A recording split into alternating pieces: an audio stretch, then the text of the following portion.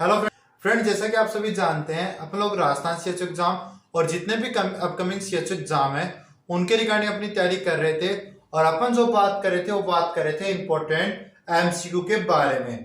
तो ज्यादा time waste नहीं करते हैं और चलिए स्टार्ट करते हैं अपना आज का फर्स्ट जो एमसीक्यू है वो।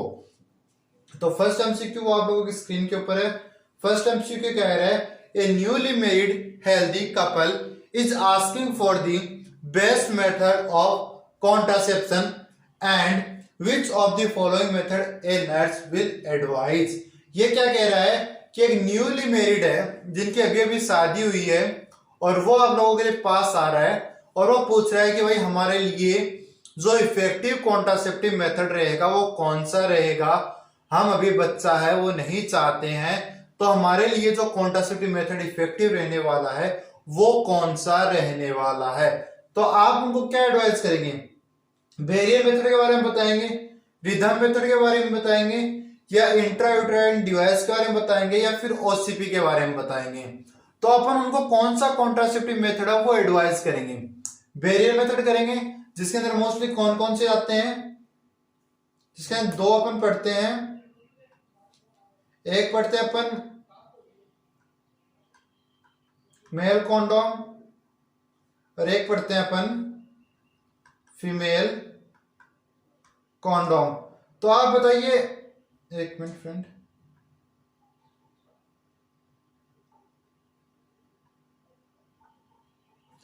तो आप बताइए वेरिएबल मेथड क्या उनको एडवाइस करोगे आप, या रिदम मेथड की बात करें जिनको कैलेंडर मेथड के नाम से भी अपन जानते हैं, तो अपन ये उनको सजेस्ट करेंगे, या इंट्रायूटाइज डिवाइस वो सजेस्ट करेंगे, या ओसीपी यानी ओरल कॉन्ट्रासेप्टिव पिल्स है वो अपन उनको सजेस्ट करेंगे।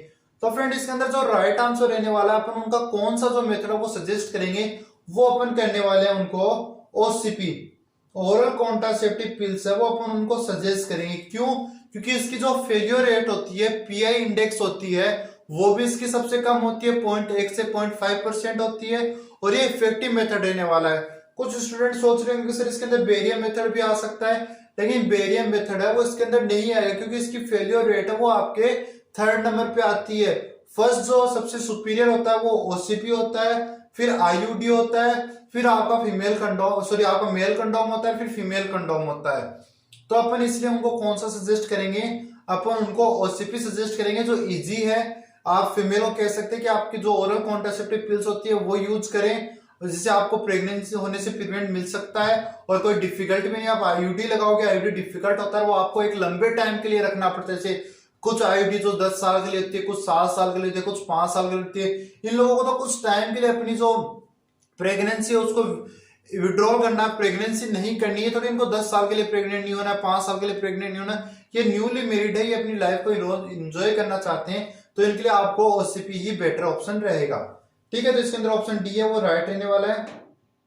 नेक्स्ट क्वेश्चन की अगर बात करें तो नेक्स्ट क्वेश्चन क्या कह रहा है, the best time of insertion of IUCD intrauterine contraceptive device in A women is. कि एक वुमेन के अंदर आप आईयूडी लगा रहे हो, IUCD लगा रहे हो, तो उसका जो बेस्ट टाइम है, कि आपके लिए सबसे इफेक्टिव टाइम, सुटेबल टाइम कौन सा होने वाला है, ऑप्शन में दिए गए उनके according. Within first week of cessation of menstrual cycle, menstrual period, 14 day after menstrual period, 1 week before menstrual period, या ड्यूरिंग menstrual period। तो फ्रेंड्स जो इफेक्टिव टाइम रहता है आईयूडी लगाने का वो रहता है आपका within first week of cessation of menstrual period। कि menstrual period के cessation से एक वीक है उसके बीच में आप लगा दो, तो ये आपका सबसे बेटर टाइम रहता है। देन नेक्स्ट क्वेश्चन की अगर बात करें, नेक्स्ट क्वेश्चन क्या कह रहा है, the commonest side effect of copper T is. कि जो कॉपर टी होती है उसका कॉमनेस्ट सबसे जो कॉमन साइड इफेक्ट होता है वो क्या होता है? पेन होता है, ब्लीडिंग हो जाए, वेजाइनल डिस्चार्ज होता है, या PID पेल्विक इन्फ्लेमेटरी डिजीज या पेल्विक इन्फ्लामेशन होता है। तो जो कॉपर टी होते हैं उसका सबसे जो मोस्ट कॉम्प्लिकेशन जो साइड इफेक्ट होता है वो होता है आपका ब्लीडिंग। कि आईयूडी लगाने से ब्लीडिंग है वो बहुत ज्यादा चांस में हो सकती है, सबसे कॉमन यही होता है आपका। ठीक है, देन नेक्स्ट बात करें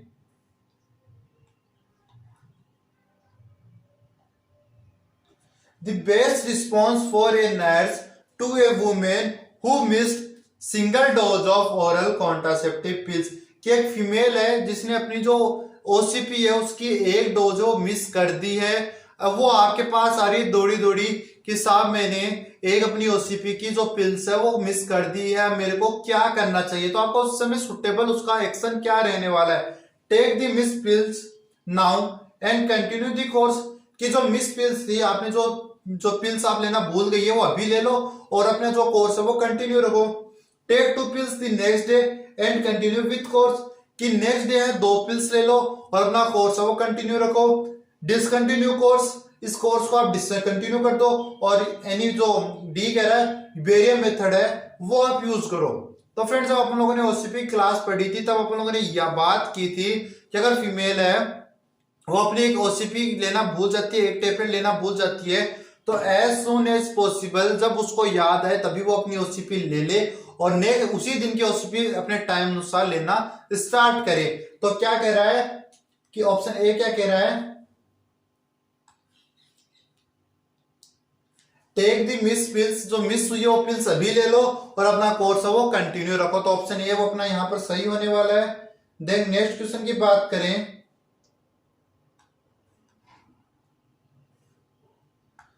absolute contraindication to the OCP include. कि जो ओसीपी है कौन कौन सी कंडीशन में नहीं लेनी चाहिए, जिसके अंदर डेफिनेटली अपन ये बोलते हैं कि नहीं लेनी चाहिए।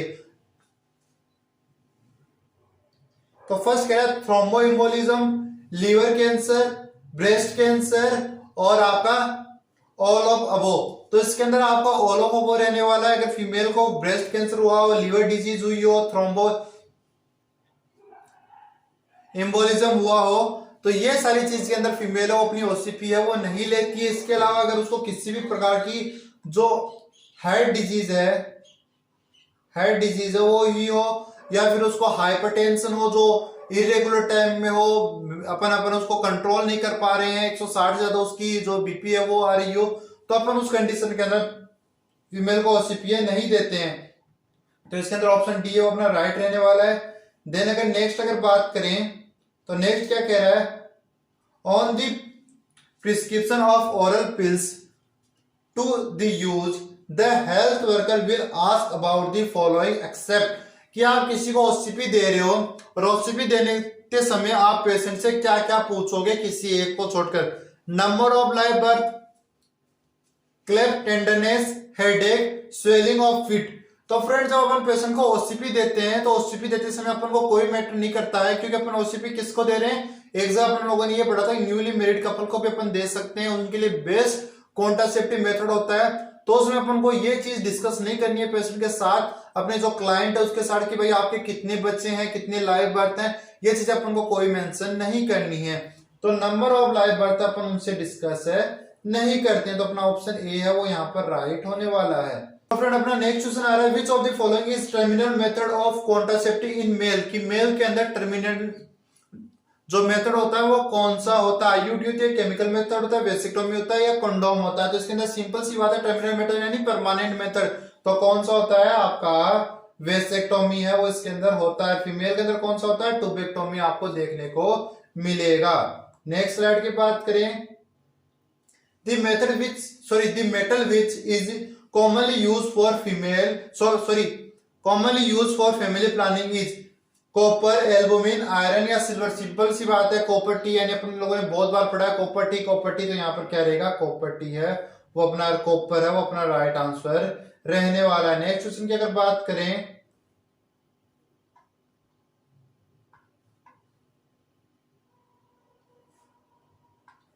which is the following is used to prevent sexual transmitted disease, oral pills, condom, copper T या सर्वाइकल केप। कि इनमें से कौन सा है जो आपको सेक्सुअल ट्रांसमिटेड डिजीज से भी बचाता है। तो कौन सा बचाता है, आपका जो कंडोम मेथड होता है वो सेक्सुअल ट्रांसमिटेड डिजीज से भी आपको बचाता है। तो ये क्या रहेगा, इसके अंदर आपका कंडोम है वो रहने वाला है। नेक्स्ट क्वेश्चन की अगर बात करें,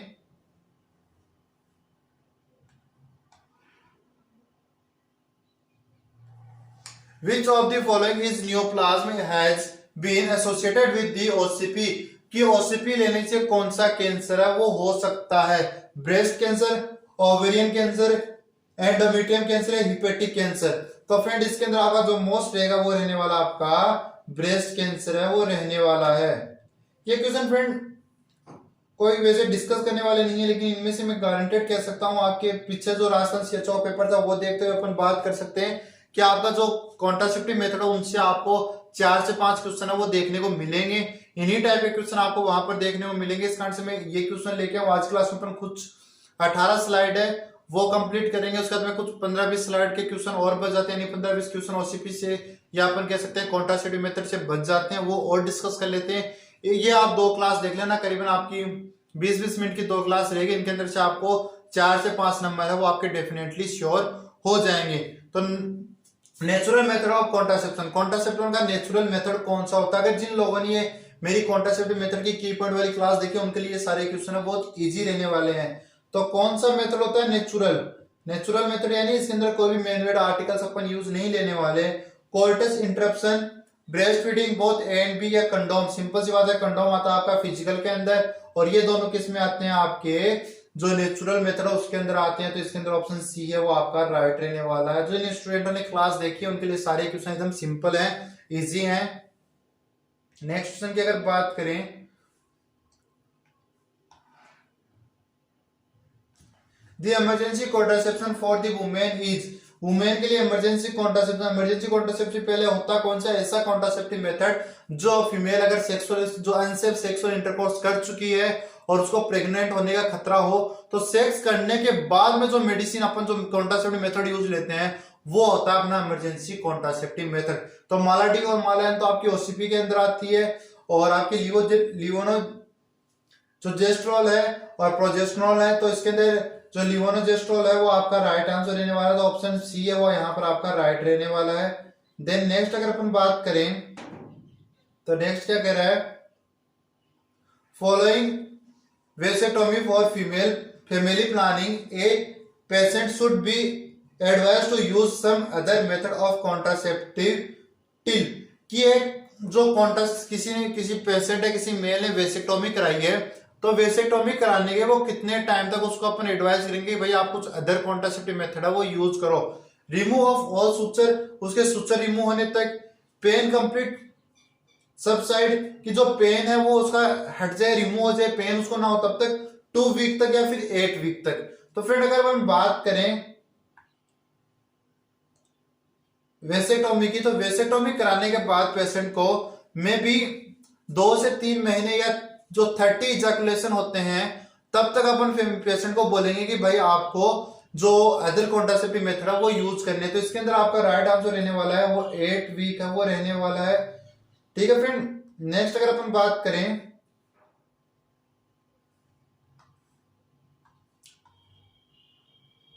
डंपा is an injectable contraceptive give every 2 week, 3 month, 2 year और 3 मंथ। तो डंपा कितने टाइम तक देते हैं अपन? 3 मंथ तक है वो। 3 मंथ तक आपको क्या करती है? प्रोटेक्ट करती है प्रेग्नेंट होने से। तो फ्रेंड ये अपने कुछ क्वेश्चंस थे। आई होप आपको आज की क्लास अच्छी लगी हो। क्लास चले तो क्लास को लाइक जरूर करें, चैनल पे नए चैनल को सब्सक्राइब जरूर करें। Thank you friend.